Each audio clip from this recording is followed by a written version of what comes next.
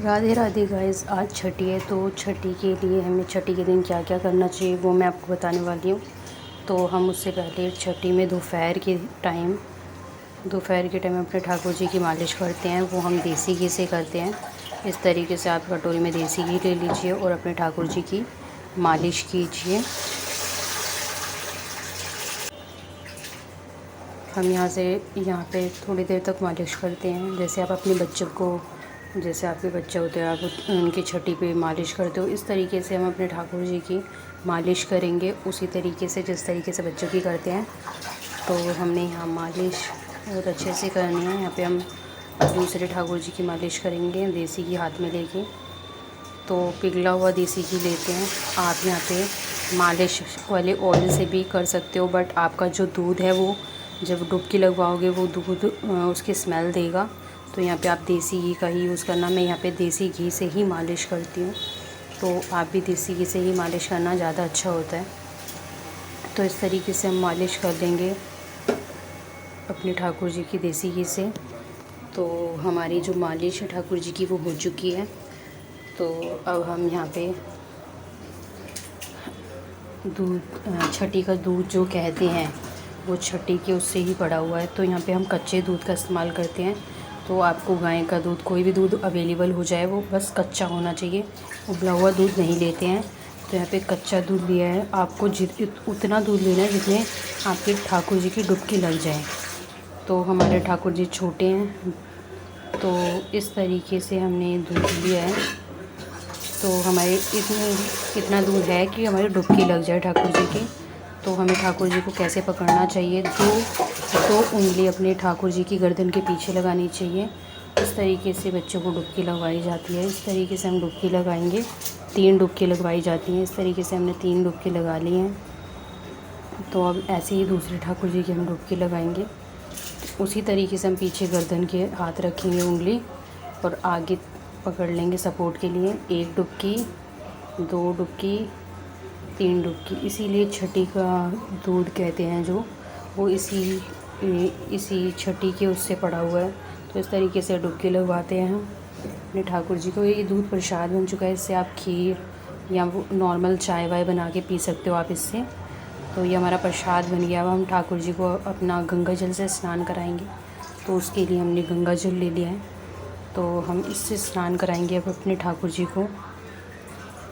इससे स्नान कराने के बाद हम अपने ठाकुर जी को, देखिए गाइस, हमने ठाकुर जी का स्नान करा लिया है अपने गंगा जल से। और अब इनके तौलिए से इनको पोंछेंगे। जिस तरीके से हम एक बच्चे को पूरे तरीके से पोंछते हैं, नहलाते धुलाते हैं, उसी तरीके से इनको भी करना है हमें, अपने ठाकुर जी को भी। अब हमारे ठाकुर जी ने जो है वो हमने ठाकुर जी को स्नान करा दिया है।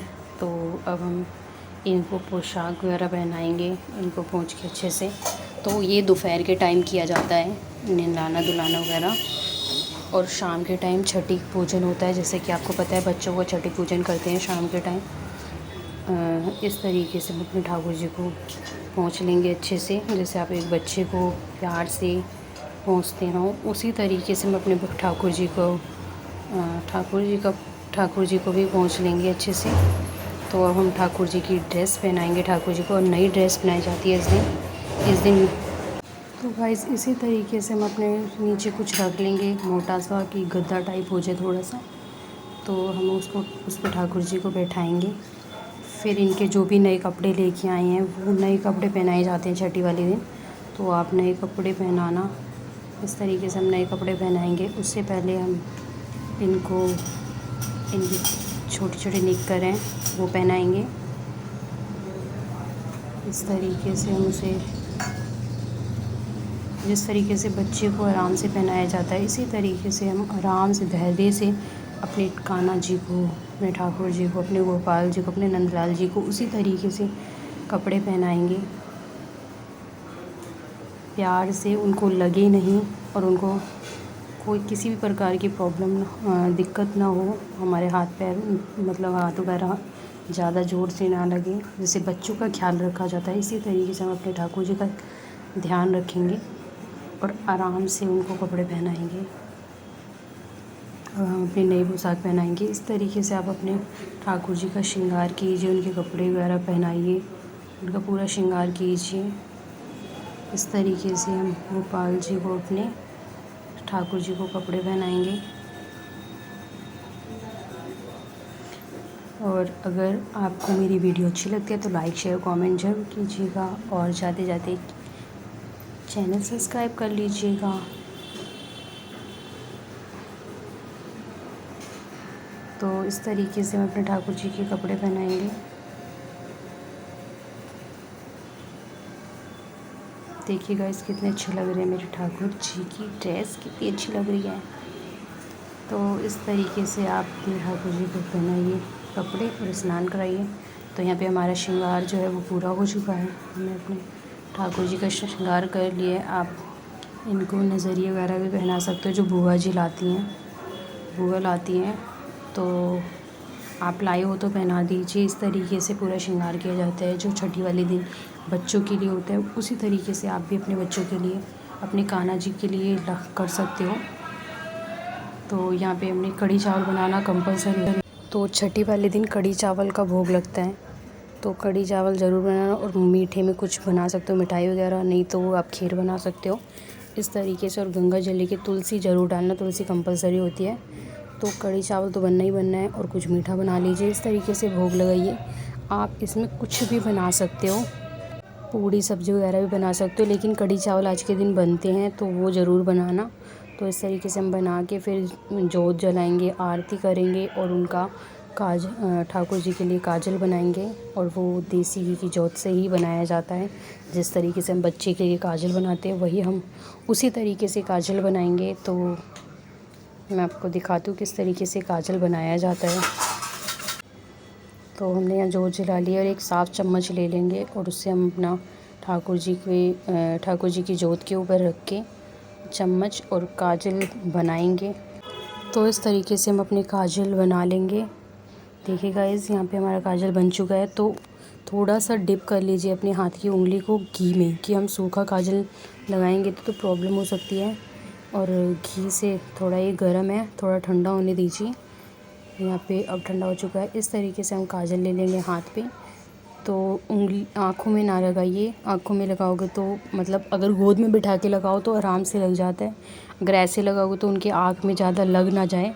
तो इस तरीके से हम हाथ पैरों में लगा लेंगे, और माथे में जैसे साइड में लगाते हैं उस तरीके से लगा लीजिए, नज़र ना लगे। तो इस तरीके से आप काजल लगा सकते हो। इस तरीके से काजल लगा लीजिए हाथ पैरों में और साइड में, आँखों के साइड में लगा दीजिए। तो इस तरीके से हम लगा सकते हैं काजल। हमारा काजल लग गया। हमारी ऐसे आरती कर लीजिए। आरती करने के बाद अपना भोग वगैरह अर्पण कीजिए, और अपनी श्रद्धा अनुसार जो भी आप ठाकुर जी के लिए करना चाहते हो वो कर सकते हो। कोई नज़रिया। तो इस तरीके से हम ठाकुर जी को अर्पण करेंगे, जो आपको श्रद्धा अनुसार अर्पण करना है, उनको देना है।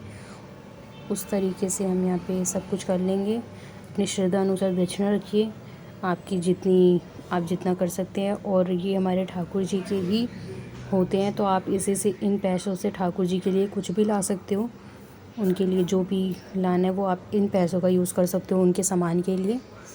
तो इस तरीके से आप ठाकुर जी को भोग लगाइए, दक्षिणा दीजिए, और उनका श्रृंगार कीजिए। इस तरीके से छठी का सेलिब्रेशन किया जाता है। आप इन्हें झूले में झूला भी सकते हो। तो इस तरीके से हमने छठी मनाई। आप किस तरीके से बनाते हो छठी सेलिब्रेशन, किस तरीके से करते हो, उस तरीके से आप कर लीजिए। और यहाँ में घर की फैमिली जो होती है वो भी अपने श्रद्धा अनुसार उन पे से बच्चों पे से वारती है। अगर आपको मेरी वीडियो अच्छी लगी तो like share comment. Thank you for watching my video.